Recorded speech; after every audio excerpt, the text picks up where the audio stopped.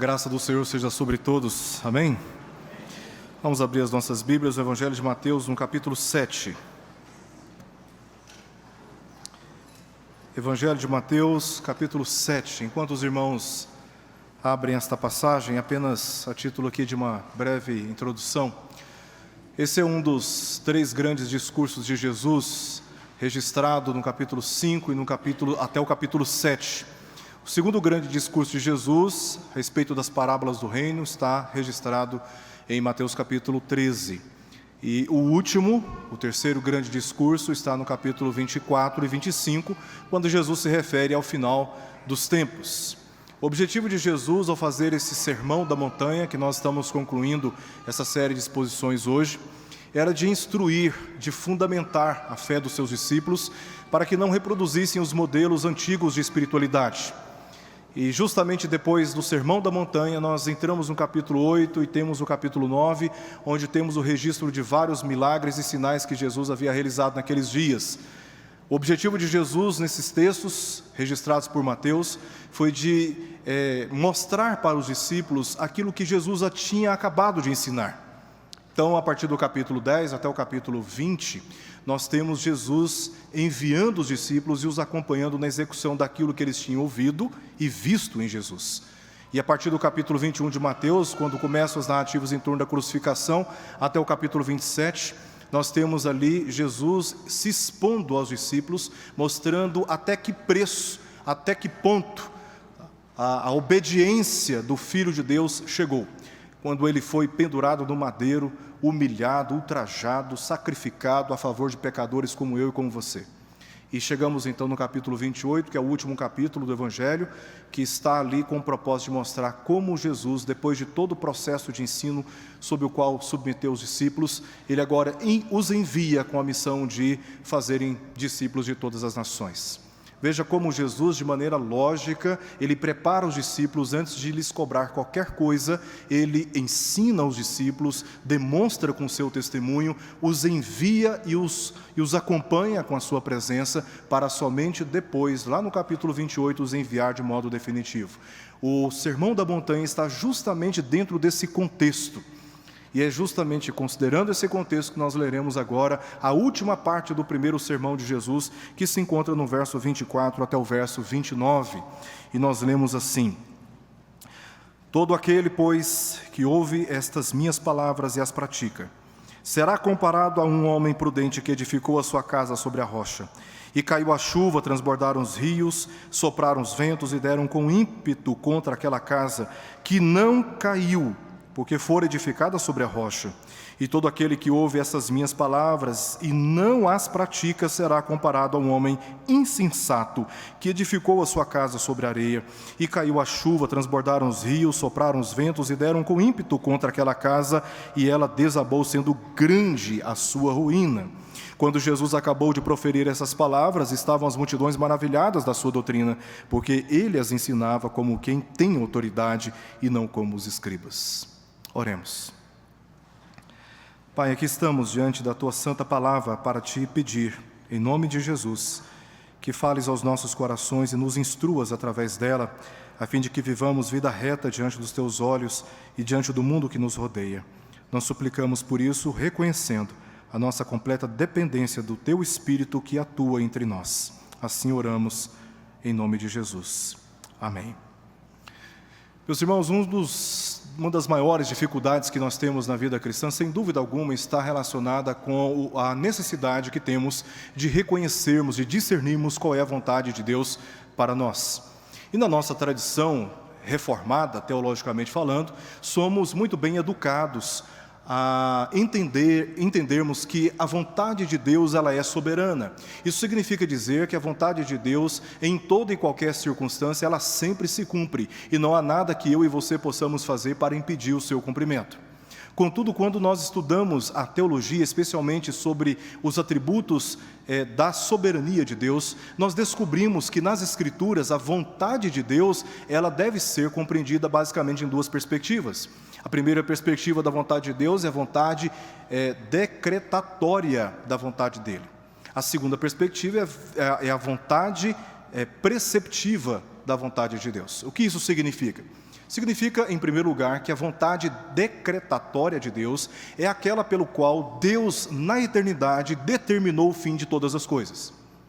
E quanto a isso, não há nada de fato que eu e você possamos fazer para impedir o seu cumprimento. Um exemplo disso está na criação.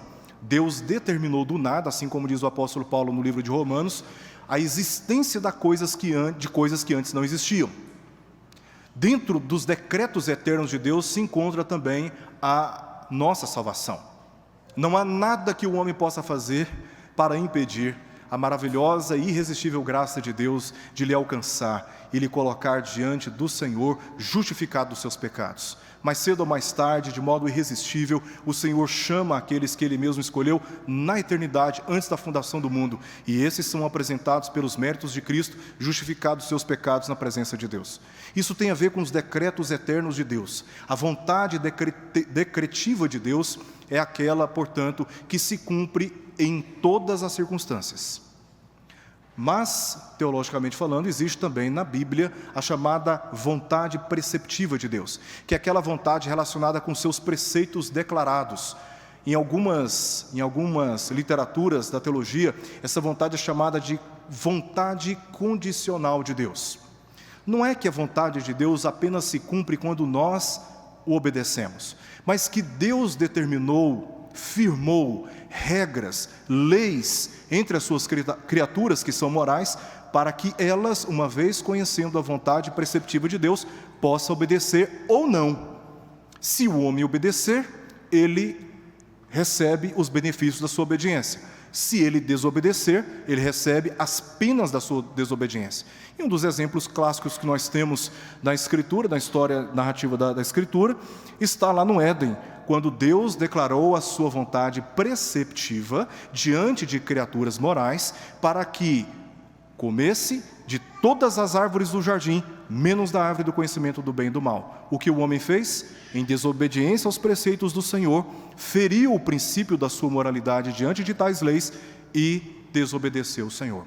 A vontade preceptiva de Deus, ela pode ser desobedecida e ela é frequentemente desobedecida, ao contrário da vontade decretatória de Deus, que o homem não pode desobedecer. É justamente com base na vontade preceptiva de Deus que nós lemos essa passagem aqui. Desde o verso 13 até o verso 27, especialmente falando, Jesus não está dando opção para que o homem faça a escolha pela sua salvação, mas ele está enfatizando aos seus discípulos, em particular, que eles, diante dos ensinamentos declarados desde o capítulo 5, fizessem a escolha correta à luz da sua santificação e da sua obediência a Deus, atendendo justamente aquilo que ele havia acabado de proferir. Então Jesus enfatizou com isso que eles entrassem pela porta estreita, que é o caminho da verdade que ele havia acabado de ensinar. Então, a partir do verso 13, nós encontramos, pelo menos dentro dessa perspectiva, 6 paralelos. Desde o verso 13 até o verso 27. 6 paralelos. Nós encontramos 2 caminhos, nós encontramos 2 portas, nós encontramos 2 árvores, 2 frutos, 2 homens e 2 casas. Não é possível ignorarmos esses paralelos que se encontram no texto. E a finalidade é de justamente demonstrar que diante dos ensinamentos de Jesus não há neutralidade, não há meio termo. Não tem como você ficar numa situação na qual você não opta em obedecer a Deus de modo restrito e também, ou não entrar pelo caminho da desobediência.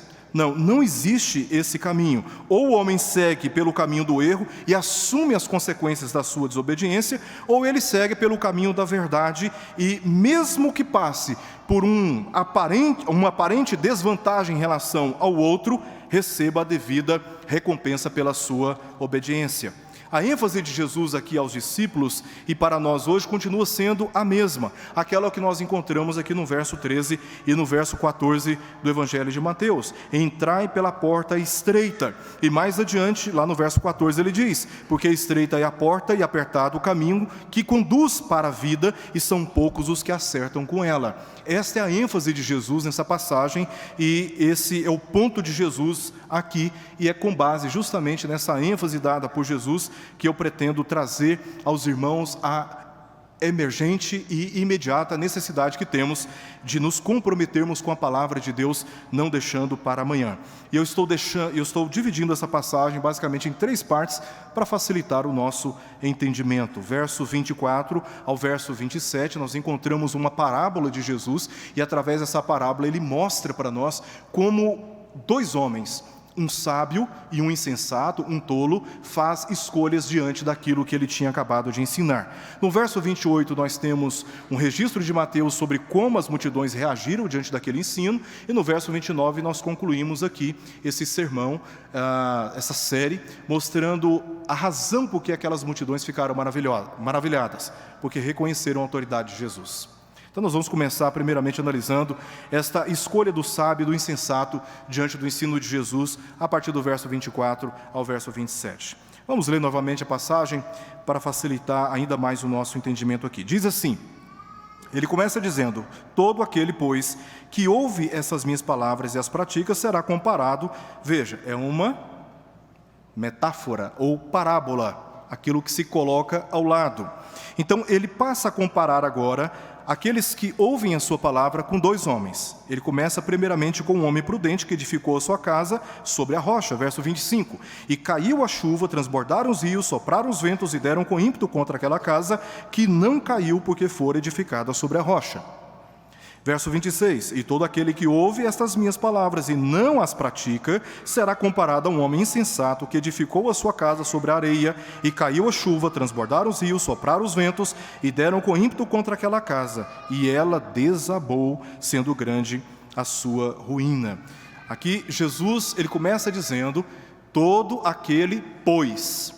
Ele está fazendo aqui um contraste entre aquilo que ele tinha acabado de falar sobre os falsos mestres e aquele que ouve a palavra de Deus. Essa conjunção é justamente para criar esse contraste intencional de Jesus. É como se Jesus estivesse dizendo, de modo contrário ao modo como os falsos mestres e os seus seguidores se comportam, desobedecendo os meus ensinos, apesar de os ouvirem, vocês precisam ser comparados como aquela pessoa sábia, aquele homem sábio que edifica a sua casa sobre a rocha.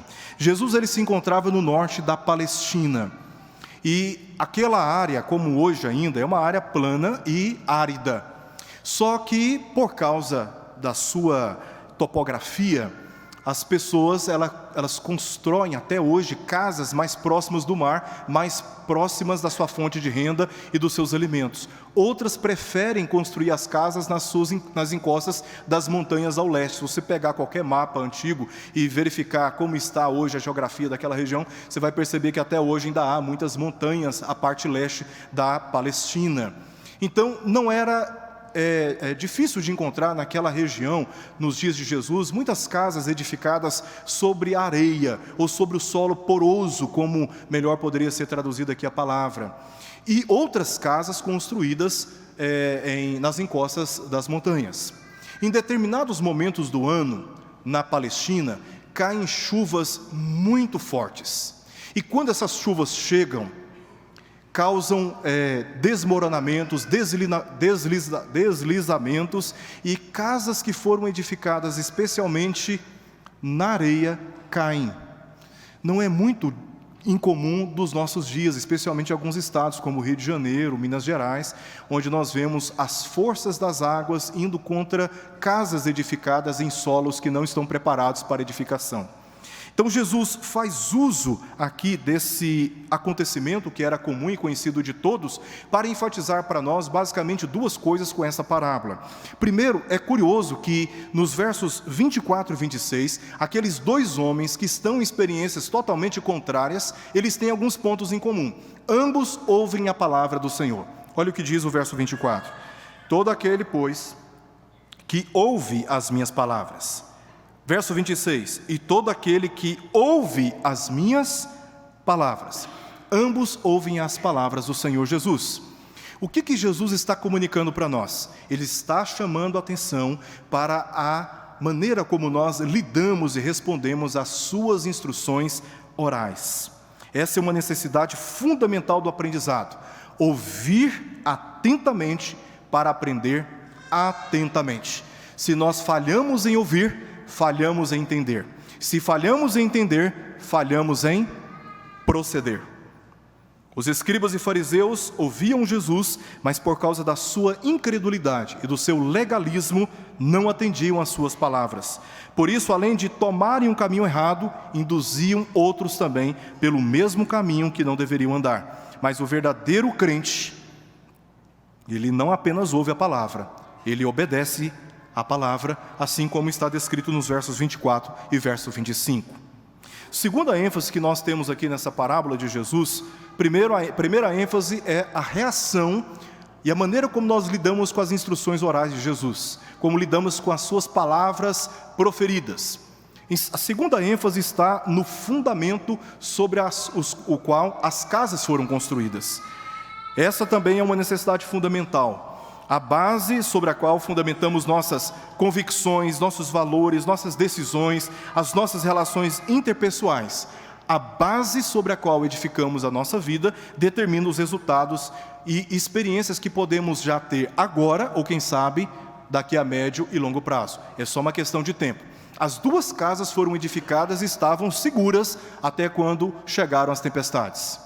É só uma questão de tempo. Quando as tempestades chegam, aí a nossa fé, a nossa verdadeira fé é exposta, ou ausência de fé, né? Porque as duas casas foram construídas e as duas casas tinham a aparência de estarem firmes até quando chegaram as tempestades. É só uma questão de tempo. Qualquer engenheiro sabe que uma construção, para ser segura, necessita de uma base sólida. Sabe que o fundamento é determinante para ela. Curiosamente, temos aqui uma pessoa que escolheu construir a sua casa sobre a areia. Não é preciso muito esforço para compreendermos aqui qual edificação está segura e qual não está segura, apesar de ambas serem casas aparentemente seguras. Olha o que diz o verso 25 e o verso 27. Essa frase se repete nesses dois versos. Caiu a chuva, transbordaram os rios, sopraram os ventos e deram com ímpeto contra as duas casas, de modo que uma não caiu, ao passo que a outra simplesmente se tornou em uma grande ruína. Sem dúvida, a tempestade é uma referência ao juízo final, pois é isso que lemos como resposta divina aos falsos mestres. No verso 19, por exemplo, Jesus ele diz o seguinte: toda árvore que não produz bom fruto é cortada e lançada ao fogo. Então Jesus está aqui refletindo no resultado dos falsos mestres e daqueles que seguem os seus ensinos. O resultado final é, por terem entrado por um caminho que não deveriam entrar, o destino será a destruição. Assim como ele reflete a seguir nos versos 21 ao verso 23. Nem todo o que diz Senhor, Senhor, entrará no reino dos céus, mas aquele que faz a vontade de meu Pai que está nos céus. Muitos naquele dia hão de dizer-me Senhor, Senhor. Aí no verso 23 nós lemos: então lhes direi explicitamente, nunca vos conheci, apartai-vos de mim os que praticais a iniquidade. Por isso Jesus enfatizou aos discípulos o caminho a seguir, dizendo no capítulo 5, verso 20, um pouco antes, lá no capítulo 5, ele disse aos discípulos, já antecipando o ensino, dizendo: se a vossa justiça não exceder em muito a dos escribas e fariseus, jamais entrareis no reino dos céus. A nossa justiça deve exceder essa justiça baseada em estereótipos de religiosidade, enquanto esta religiosidade está vazia da fé genuína, aquela que não apenas está disposta a ouvir, mas também obedecer os ensinos do Senhor Jesus Cristo. O fundamento sobre o qual deveriam edificar sua fé e obediência era o próprio ensino de Jesus, assim como registrado desde o capítulo 5, especialmente até aqui o capítulo 7, onde Jesus dá apenas princípios gerais sobre os fundamentos do reino de Deus que todos os discípulos verdadeiros deveriam observar na sua relação com Deus, na sua relação com o próximo e na sua relação consigo mesmo. Diante desse ensino de Jesus, dessa ilustração, entramos agora na segunda parte, verso 28, quando Mateus registra para nós a reação das multidões diante de tal ensino. Aqui nós vemos que as multidões reagiram de forma maravilhosa. Quando Jesus acabou de proferir essas palavras, não se tornaram, elas estavam maravilhadas da sua doutrina. Elas literalmente reagiram, se pudéssemos enxergar aqui o campo semântico da palavra grega, elas estavam literalmente espantadas, perplexas, assombradas com aquilo que Jesus tinha acabado de ensinar. Não apenas essa parábola que se encontra no verso 24 ao verso 27, mas todo o ensino de Jesus desde o capítulo 5. Elas literalmente reagiram assim, porque nunca tinham ouvido algo semelhante por parte dos escribas e dos fariseus. E a razão desta reação das multidões diante do ensino de Jesus está explícita na nossa terceira parte do texto, verso 29. Por que Mateus dá razão? Porque as multidões estavam reagindo daquela maneira. Porque ele as ensinava como quem tem autoridade e não como os escribas, não como os especialistas, os intérpretes da lei. E o motivo mais profundo desta reação está justamente aqui, na autoridade que as multidões reconheceram na pessoa de Jesus. Os escribas poderiam ter falado pela autoridade, mas Jesus estava falando com a autoridade, como está no nosso texto. Ele não usou aquela conhecida introdução dos profetas, assim diz o Senhor. Pelo contrário, por 4 vezes em todo esse sermão, Jesus afirmou o seguinte: em verdade vos digo. Isso está registrado em Mateus 5,18, Mateus 5,26, Mateus 6, verso 2 e Mateus 6, verso 16. Jesus 4 vezes, como que estruturando o seu discurso, disse: em verdade vos digo, ousando assim falar em seu próprio nome e com base na sua própria autoridade. Ele estava tão confiante na verdade de suas palavras, que ousou chamar de sábio o homem que edificara a sua casa sobre a rocha, e de insensato aquele que edificou a sua casa sobre a areia, numa clara acusação contra os escribas e fariseus por conta dos seus ensinos naquela época. Talvez o mais significativo de tudo ainda, em relação à percepção da sua autoridade, foi o fato de Jesus se apresentar como juiz no dia do julgamento final. Olha o que diz o verso 21, verso 23. Diz assim: muitos naquele dia hão de dizer a mim, hão de dizer-me. Mais adiante, verso 23, então eu lhes direi explicitamente: nunca vos conheci, apartai-vos de mim. Jesus está declarando de modo claro para os seus discípulos, diante daquelas multidões em sua volta, que naquele dia ele mesmo será abordado por muitos homens, clamando: Senhor, Senhor, mas por não os ter conhecido, o próprio Jesus, que está falando ali naquele momento, está dizendo: naquele dia eu direi a eles: apartai-vos de mim, todos os que praticais a iniquidade. Jesus está aqui simplesmente se apresentando como juiz no dia do juízo final. Os rabinos e profetas naquela época eram meramente expositores autorizados pela lei mosaica. A autoridade estava na lei e em nenhum outro lugar, mas Jesus ensinou com base como aquele que legislou e que também é o executor dessa lei. Isso explica o fato das multidões naquele momento ter sido tomadas por um espanto, um assombro, uma perplexidade. Estavam maravilhadas, porque Jesus, como diz o texto, as ensinava como quem tem autoridade e não como os escribas. E eu quero concluir essa mensagem trazendo aqui para todos nós algumas orientações com base em tudo que nós ouvimos até aqui. Primeiro, meus irmãos, a título de introdução aqui desses conselhos, Cristo Jesus é a única rocha, o único fundamento sobre o qual devemos construir a minha vida e a sua vida, as nossas vidas, é em Cristo Jesus. O apóstolo Paulo disse no capítulo 2 de Efésios, versos 19 ao verso 22, sois da família de Deus, edificado sobre o fundamento dos apóstolos e profetas, sendo Ele mesmo, Cristo Jesus, a pedra angular, no qual todo edifício bem ajustado cresce para santuário dedicado ao Senhor, no qual também vós juntamente estáis sendo edificados para a habitação de Deus no Espírito. Jesus é esta pedra sobre a qual eu e você edificamos, ou pelo menos devemos edificar, toda a nossa vida.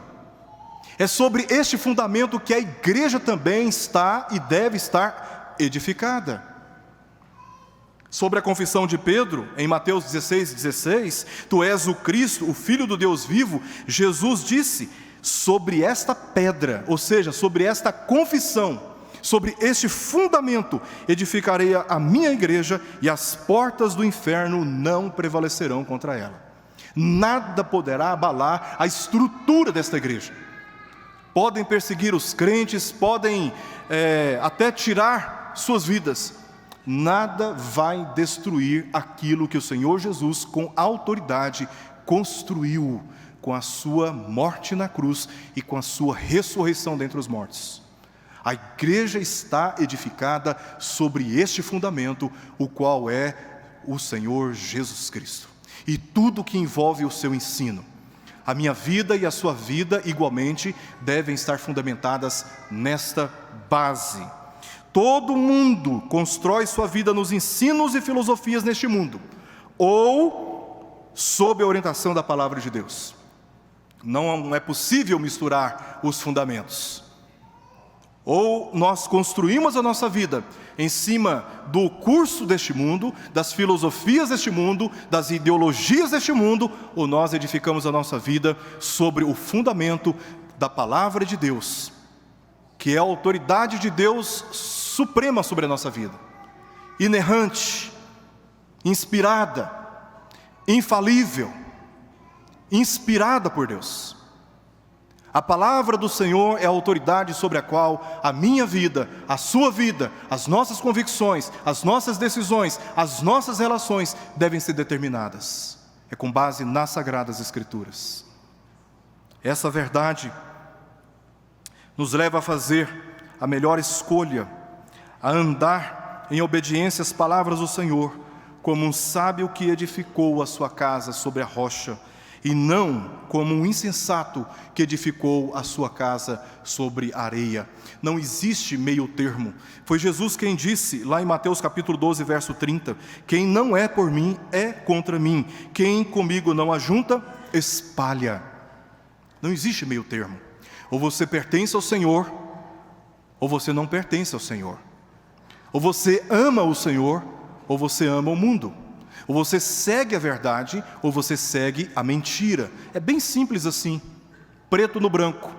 Ou você é seguidor de Jesus Cristo, ou você é seguidor de falsos mestres. Ou você serve o Senhor, ou você serve a Mamon, as riquezas. Não existe meio termo. E Jesus expôs tudo isso para nós desde o capítulo 5, mostrando o caráter dos verdadeiros discípulos de Jesus. Aqueles que não apenas ouvem, mas atendem às suas orientações.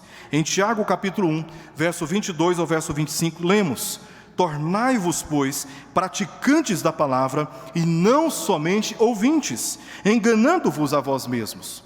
Mais adiante ele diz: aquele que considera atentamente na lei perfeita, lei da liberdade, e nela persevera, não sendo ouvinte negligente, mas operoso praticante, será bem-aventurado, será abençoado, será feliz, será satisfeito no que realizar.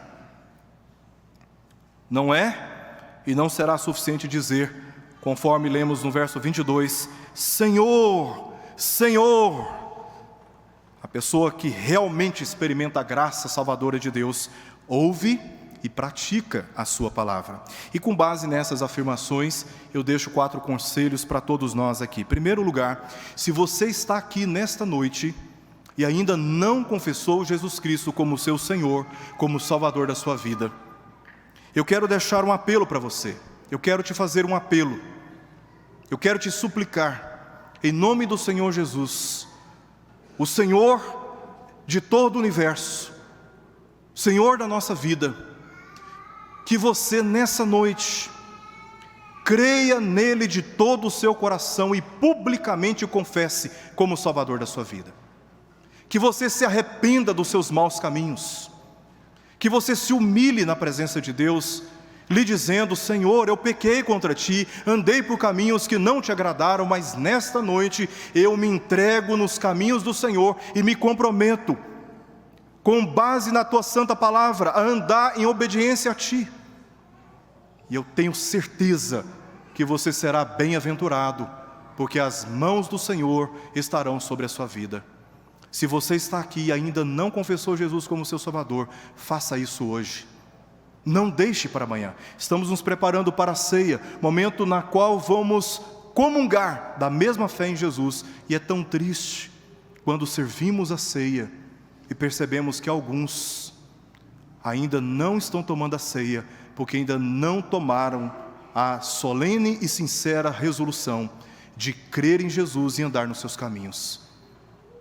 E eu quero te encorajar, com base na palavra do Senhor Jesus: confie nele de todo o seu coração, entregue a ele todos os seus caminhos, e certamente o mais ele vai cuidar de você.